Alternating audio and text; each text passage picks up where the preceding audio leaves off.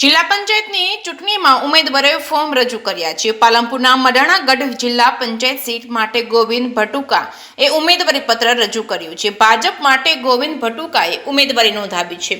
ગોવિંદ ભટુકા જનસંઘ સમયના ભાજપના પીઠ આગેવાન, ભાજપ મેન્ડેટ આપશે તેવો વિશ્વાસ વ્યક્ત કર્યો। મડાણા સીટમાં ભાજપ અને અન્ય ઉમેદવારો મૂકશે તો મદદ કરીશું તેવું ગોવિંદ ભટુકાએ જણાવ્યું હતું। જે સિંહ ગુજરાતી સાથે ભરત ઠક્કર ડીસા। આજે જિલ્લા પંચાયતની બેઠક માટે ઉમેદવારી કરી છે। મેં મડાણાગઢ જિલ્લા પંચાયતના ઉમેદવાર તરીકે આજે મેં ઉમેદવારી નોંધાવી છે।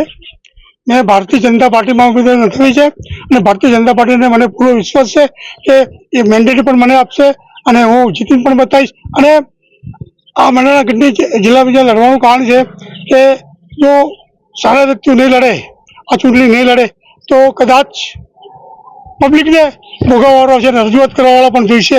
એટલે મેં મારા દિલથી મારા આત્માને પૂછી અને ભારતીય જનતા પાર્ટી પર વિશ્વાસ રાખી કે મને મેન્ડેટ મળશે એ આશાએ મેં આજે ફોર્મ ભર્યું છે।